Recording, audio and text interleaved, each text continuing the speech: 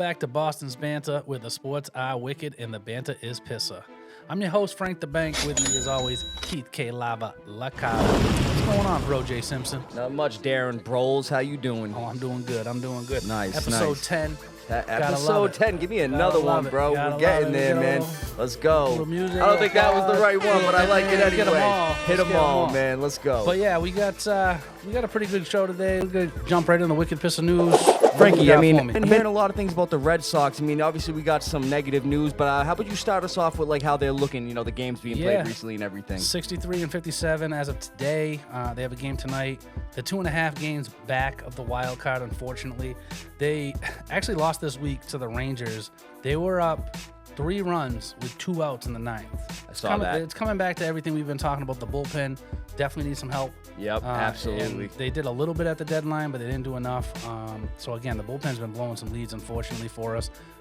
It was the first time, but what was crazy about that loss, I read that it was the first time the Rangers going into the 9th were down 3 or more runs and won a game since 2005, 851 games. What? So yeah, it was crazy that they lost that one. So, yeah, let's go Red Sox. Yeah, that was bad. So I mean, right now 2.5 games back. It's still we're within striking distance, still playing better than we thought we would. So that's good. Oh, absolutely. Casas is due back tonight, so that'll be a big bat in the lineup, which we need. Of course. So absolutely. I think that helps.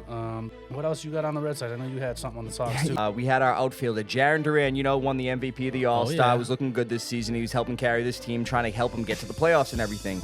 So my man was suspended recently for 2 games for using an anti-gay slur at a fan that was heckling him at Fenway Park. So yeah, we lost him for 2 games, but Frank, we actually won those 2 games that he wasn't playing. Yeah, it's crazy. I mean, you know what else I saw, which, I mean, obviously terrible what he did. Don't do it. I mean, come on, man. You got to know that the mics are everywhere. They're everywhere. Everywhere. But what's kind of crazy is that Fox News reported that on MLB.com, his jersey sales went to number 1. Jumped Shohei Ohtani. What? This after this happened is what? Yeah. So it's kind of crazy that he did that, and then that's not a good thing. No, it's like that is not a good thing. It's just kind of nuts. So. Wow. Speaking of the other Sox, the White Sox. So the 29 and 93 White Sox. Now you wouldn't think they'd beat the Yankees, right? Nah, they did. They beat the Yankees on Monday, 12-2, and let me tell you, nobody would have saw that coming. Frank, what do you got on that? I mean, that was a crazy game. I'm glad they whooped them. They ended up losing the next game, too. They did. I was going to say, yeah. Anytime the Yankees lose is a good thing. Oh, yeah, especially to the White Sox, man. That was awesome to see. 12-2. Yeah. What was going on? They were all hung over or something. I don't know. That was crazy. But I'm glad they keep. I want them to lose. We want them to lose. Right. You know what I mean? If the Red Sox don't make the playoffs, as long as the Yankees are losing, I'm happy, man. Yeah.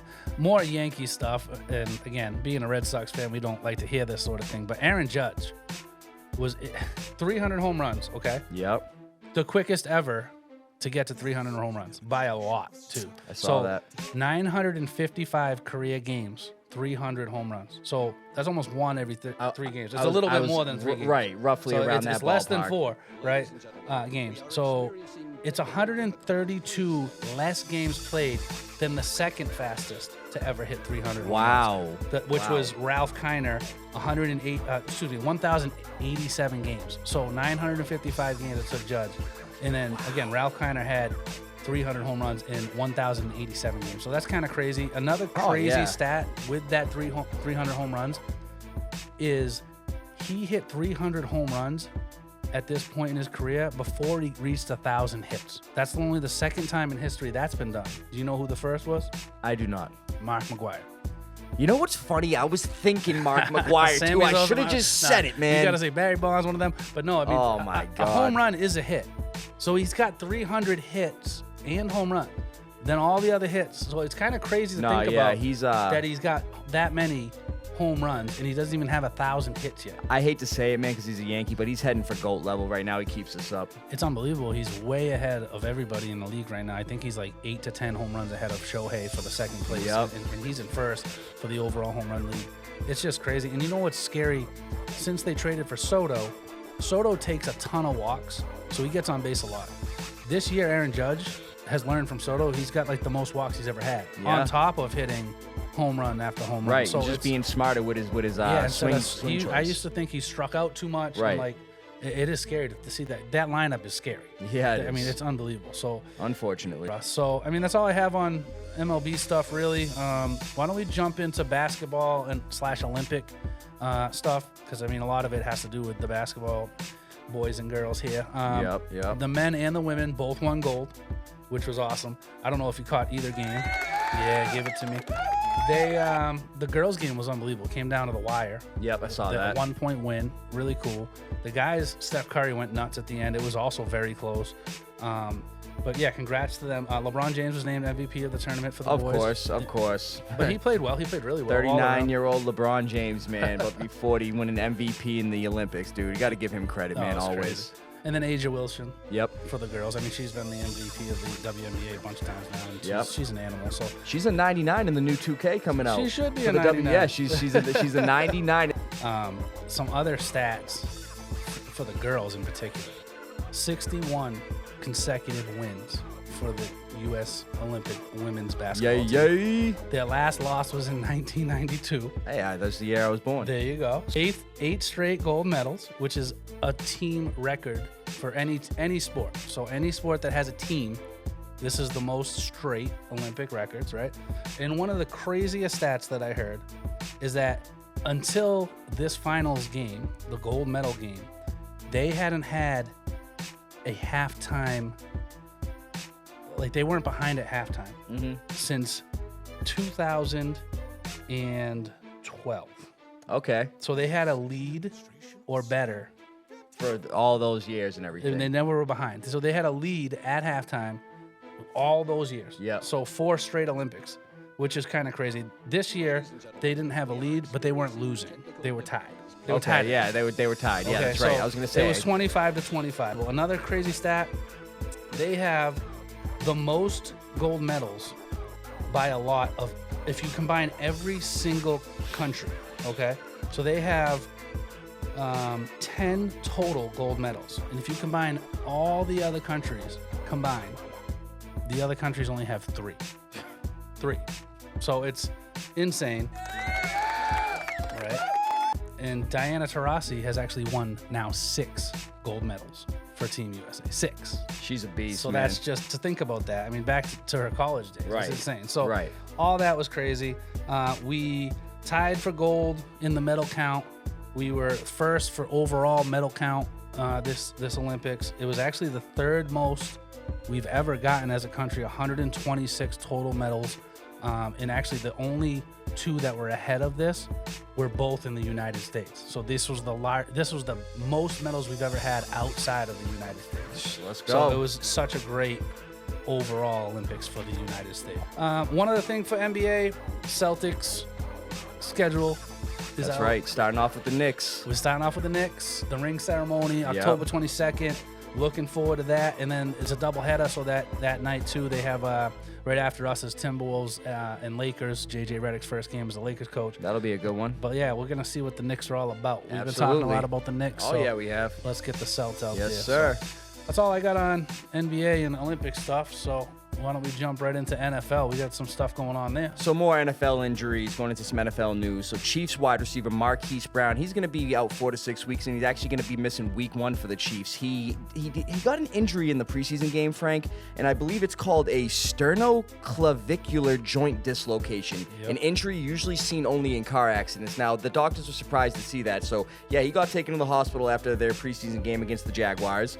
And it's not looking good because they're already dealing with a guy, Rashee Rice, who's going to be potentially suspended half the season. Now you got Marquise Brown, hurt, going to be missing week 1, possibly week 2. Now your main guy is looking like Xavier, other than Travis Kelce. But now Xavier Worthy, the rookie, the dynamic, fast rookie receiver they have, he's looking to be slotted to be their number 1 playmaking receiver. Yeah, I've heard different things about Rice. I've heard that it could get like that Alvin Kamara situation where it gets pushed off to the next year. Yeah, I've heard that I've heard too. Different things. So, I mean, obviously, if he's the guy you're targeting, make sure you double check that. Oh, yeah, you got to look. I mean, if you could see him in the 13th round, go for it because that's pretty late for him. I'm thinking about keeping him in your league, or I might keep Raheem Morris. So it's like, I mean, Mostert, Morris. I was going to say the head coach of the Bucs. Not the head coach. Mostert, excuse me. You're good, bro. You're good. But that's a good keeper too, though. Yeah, I don't know which one I'm going to go with, but I wanted to keep Rice thinking that he might do something. But then they drafted the wideout, they signed Hollywood Brown, and then now this whole thing with all the legal issues, man. Yeah, you don't know what's going on. I don't know if I'm gonna go that route. I don't blame you. Yeah. But then, another receiver in the NFL that was slated to get a new start with a new team. You got wide receiver Chase Claypool, who was dealing with a toe injury, and he actually reached an injury settlement with the Bills. Now, why this is, intriguing is because on Tuesday, the Bills placed him on injured reserve, ending his season effectively. Yep. So it was looking like he wasn't going to be playing the year. He was going to have to be sitting. The Bills were going to stash him on injured reserve. So, no, like I said, the Bills reached an injury settlement with him, making him a free agent. Now, he can actually sign with another team because this toe injury is only labeled as day-to-day, Frank. Yeah, I don't know. He's like, no, that's what I'm saying. He's not a guy that made a big. I mean, yeah, when he was with the Steelers in 2020, his first rookie year, he was like an All-Pro rookie. I don't know, rookie All-Pro team, whatever. But he hasn't done nothing. He's been on 3 teams since then. Like we just talked about, he was on the Bills. They just cut him, and then the Dolphins and the Bears. And he hasn't done nothing with them. Nothing. Absolutely nothing. I don't know. But let's go over to the NFC North where, man, the Vikings, so they already got Sam Darnold at quarterback. I think that's already bad enough. So they drafted a first-round rookie in J.J. McCarthy out of Michigan. He just won the BCS National Championship and all this. Was slated to be their new starter. Not this year. He's out for the season, Frank, and we saw what happened, man. He played in that preseason game. He actually played pretty well. Great, actually. 11 for 17, 188 yards, 2 touchdowns. He did throw the 1 pick, and he had 2 rushes for 18 yards. He was showing his ability. Actually better than I. That's what I'm saying. He had shown the ability to scramble, and he was throwing some good poise, in the pocket passes. Yep. Now, they weren't sure if he was going to be out for the season because it was a torn meniscus. So once they did the surgery, they saw that there needed to be a full repair, and then that's when they were like, okay, he's going to miss the whole season. So I saw this meme that said, the Vikings should reach out to the Falcons. They got Michael Penix, and Kirk Cousins would look nasty in a Vikings uniform. There you go. We'll see what happens. It's crazy because he played the game, and then after the game, he felt discomfort. Right. And that's when they did the MRI. It didn't look like anything happened. Exactly. So it was kind of crazy that happened. There, people are putting memes out there, Brady and stuff, and like a Minnesota uniform and stuff. But it's like now Sam Darnold, so it's like obviously you're still going to take a look at Justin Jefferson in fantasy, but at the same time, man, it sucks that Sam Darnold's throwing him the ball. I don't know if that helps or hurt Justin, honestly, because I didn't know how JJ was going to be, honestly. I didn't think he didn't throw a lot in college. I mean, they ran like crazy. Right. So it's like, I don't know. I don't know if that helps Justin or not. But I mean, well, Sam Darnold, he was seeing ghosts against the Patriots, bro. We all remember that. Oh, I know. But then also to make matters worse for the Vikings, Jordan Addison, who was carted off the practice field this past week with an ankle injury. Now, he's already looking at a potential suspension from his DUI back in July. So it's like, you got J.J. McCarthy out for the year. Sam Darnold's your starting quarterback. Jordan Addison's going to be missing some time. T.J. Hawkinson's going to be missing some time. Aaron Jones, he was a little banged up. This Vikings team is looking very injury-riddled. Kyrie Jackson passed away. I mean, it's been a cursed that was horrible. So, preseason for them, unfortunately. This really off-season, training camp, preseason for the Vikings has not been good. Yeah. So, yeah, that's very unfortunate because Addison, coming off his rookie season, 7 receptions, 911 yards, and 10 touchdowns, he was slated, obviously, to be right next to Jay Jettas and compete for more targets, obviously. Yeah. Addison was great. Now and they just got rid of KJ Osborne. That's what I'm saying. It's like, yeah, that's crazy. I mean, yeah, that's sad. I mean, the only other injury that I saw that came up yesterday was Matt Milano. Oh, for the Bills. Yeah, the Bills. He tore his bicep like Judon did last year for us. So he's going to be out a while. He was an All-Pro 2 years ago. The kid's a good linebacker. I mean, the Bills, they've lost a lot of people this offseason and now this. And they were saying he probably won't be coming back till December. Yeah, it's going to be a while, yeah. I mean, if not the whole season. It could be even longer, yeah. I mean, it depends how that surgery goes. Well, keeping it in the AFC East, another guy that was recently traded to a team, Hassan Reddick, man. He wants a trade from the Jets, and he's not playing around, man. He doesn't want to play under this contract. The Eagles just traded him to the Jets this past April, and it was looking like he was going to be one of their top pass rushers. No, he wants out.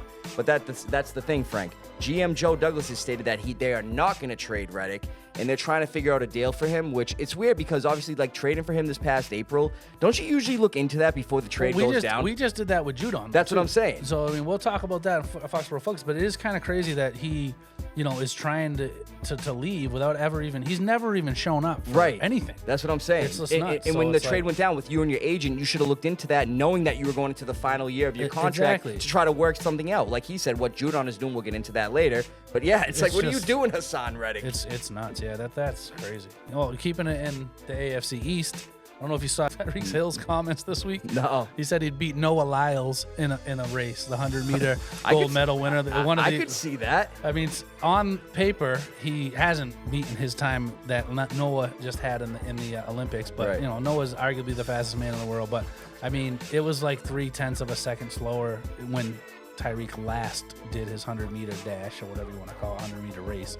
But, yeah, I just thought that was kind of funny to come out and say that. That would be cool to see. Yeah, it would be really. Put that on pay-per-view or something. And he was like, I'll make sure I wear my mask because Noah had COVID.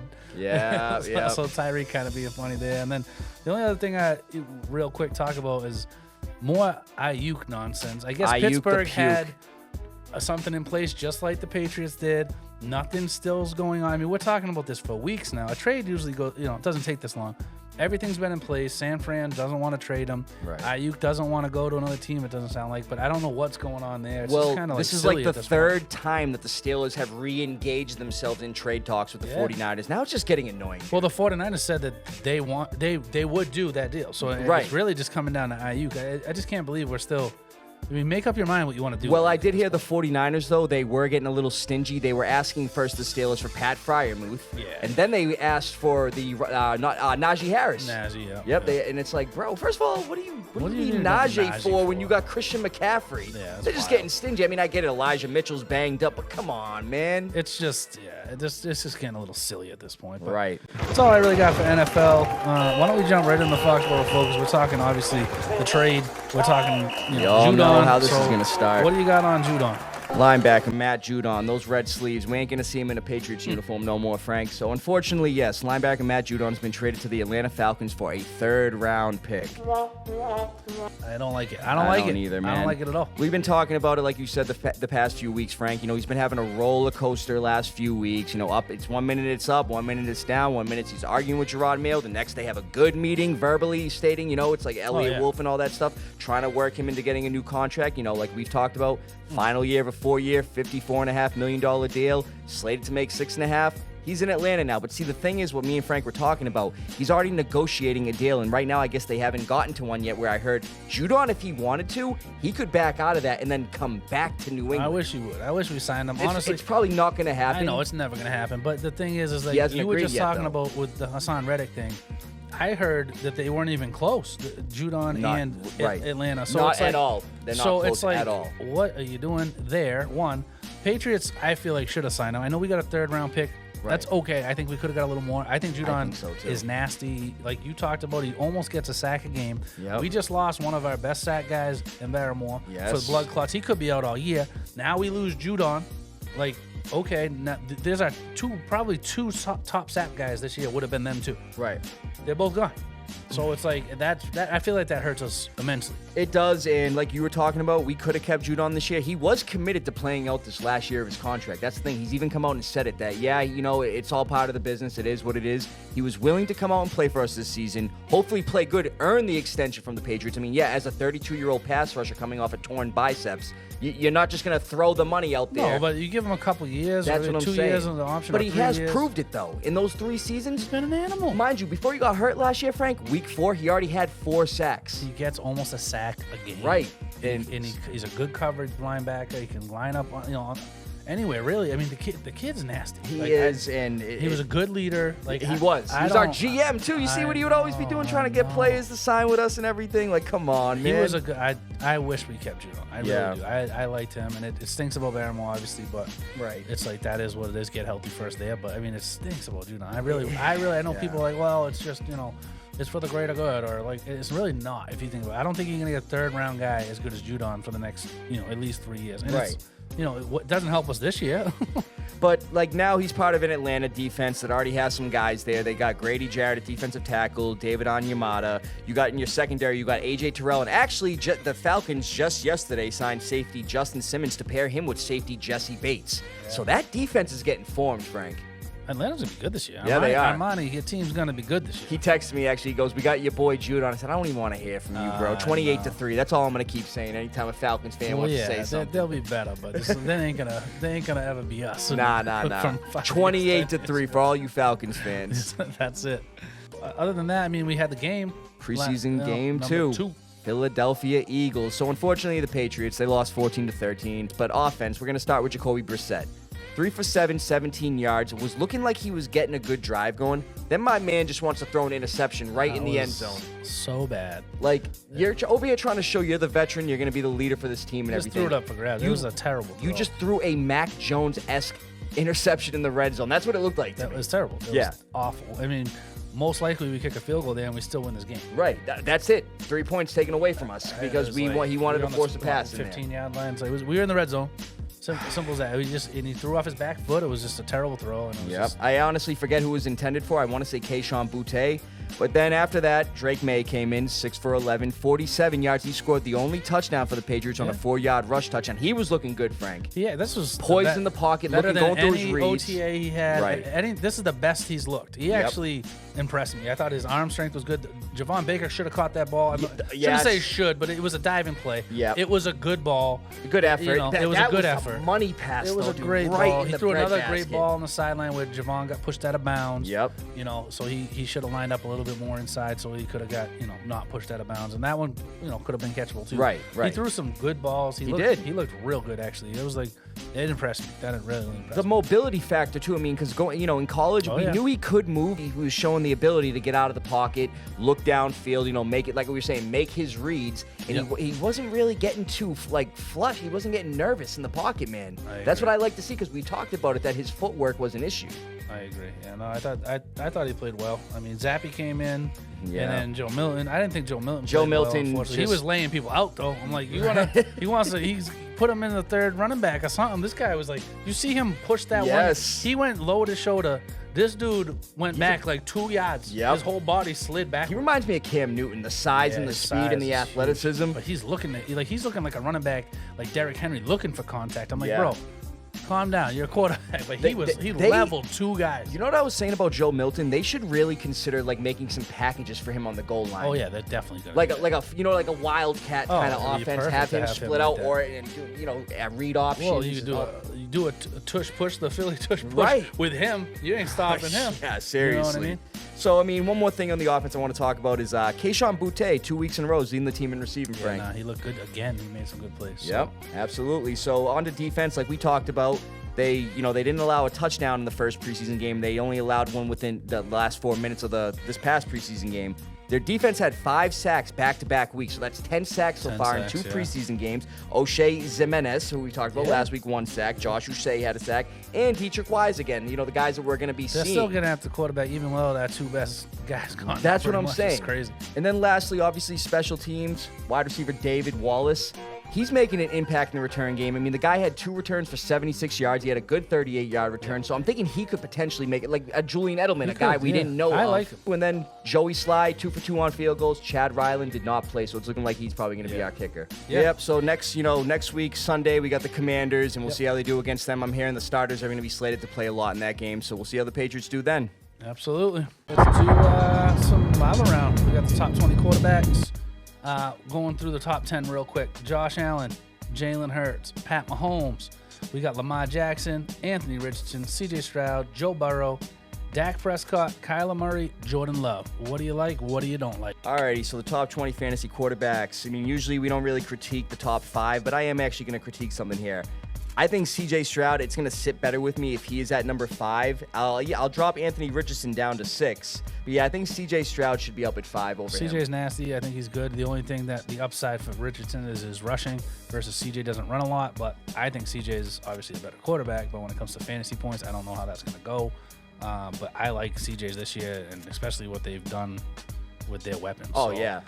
That could definitely happen. He's going to be big this year. As a rookie quarterback, we talk about it all the time, Frank, to have the numbers he did, 23 touchdowns and only 5 interceptions. Mind you, he threw 3 in 1 game. Yeah.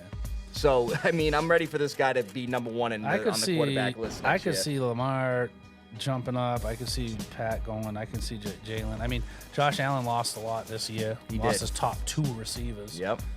I mean, he's been number one a lot. I mean, the guy had his 15 rushing touchdowns, but at the same time, it's going to come down to now, is he going to be able to spread the ball like he has been? Because Jalen Hurts gets a lot of rushing touchdowns, and he has weapons to throw the ball. Well, that's the thing with Josh Allen. If the defense is focused on his running now because they know that he's not going to have a Stephon Diggs, a Gabe Davis, and everything. I mean, don't get me wrong, Dalton Kincaid, but Dalton Kincaid's not going to be running down the field every play. No, I mean, that's crazy. They lost a lot. They lost a lot. But yeah, I mean, to be honest, Frank, that's the only thing I'd really critique within the top 10. There might be one other minor one. I think I'd actually take Kyler Murray out of the top 10, and I want to actually put Jordan Love at 9. I want to put Brock Purdy at 10, and I want Kyler Murray to drop at 11. I know you haven't said the 11 through 12 yet, but that's the last thing I'd critique within the top 10.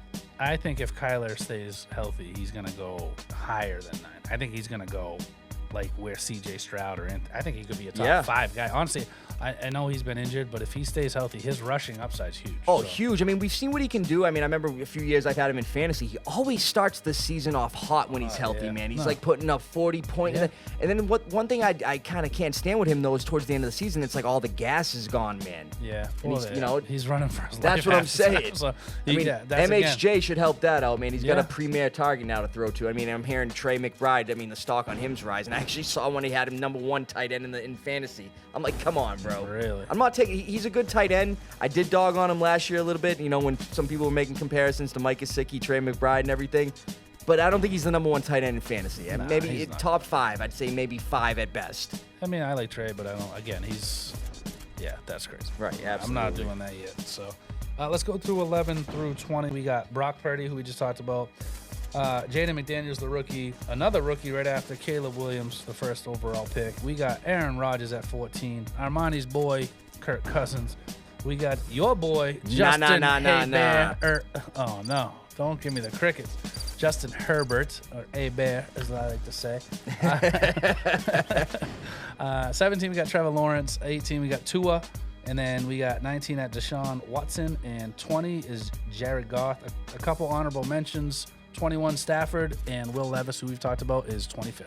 So you just brought up those two guys. So I actually want to take Herbert out of the top 20. Big surprise there. This guy will take him, put him in the backup quarterback role. Nope. So I'm taking him out of the top 20. I mean, 3,134 yards, 20 touchdowns, 7 interceptions, only played in 13 games. I don't like him at 16, so I'm taking him out of the top 20. That's just because you don't like him. No.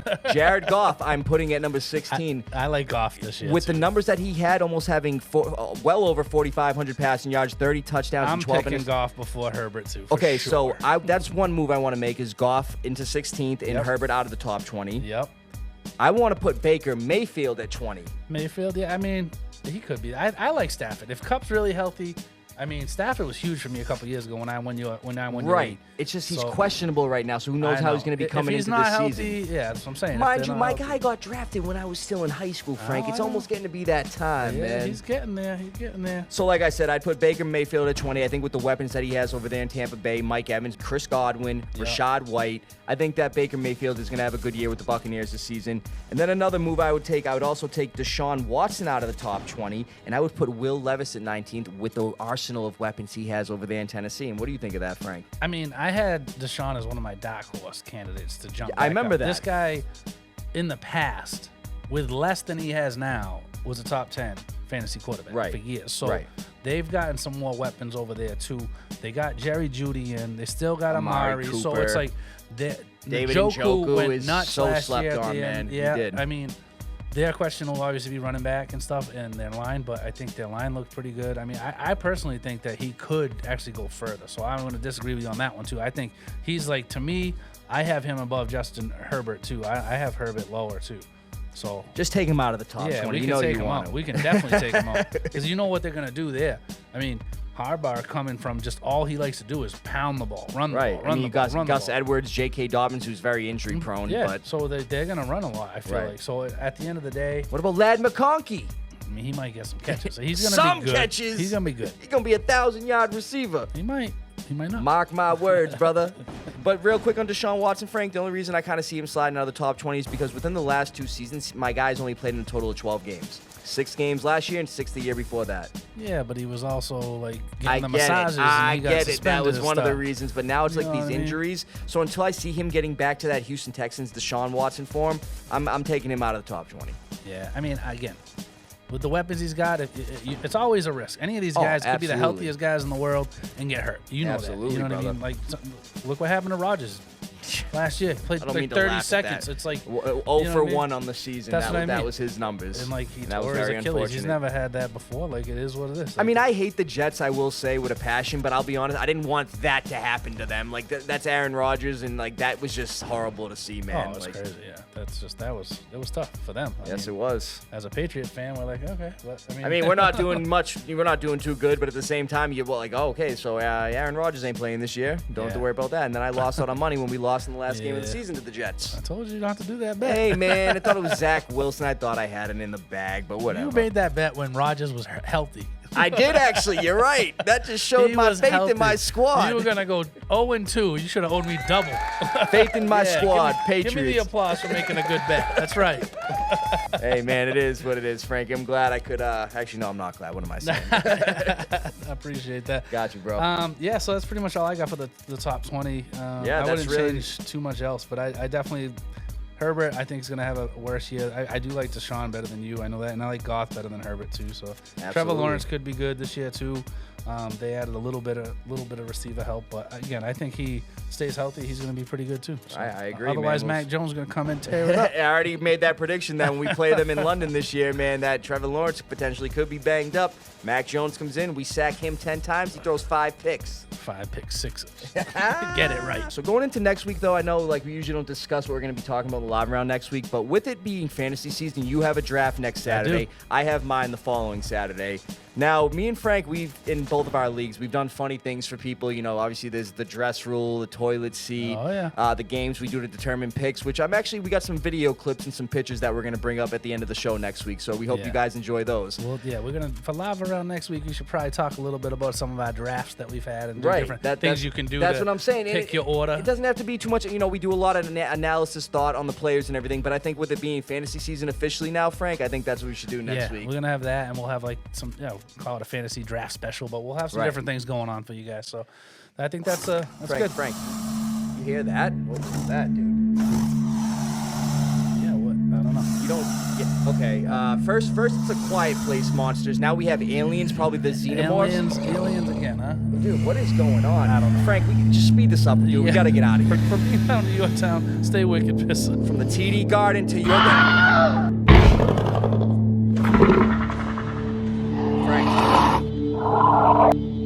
Frank. Screw this, I'm out of here. Have a good one, everybody.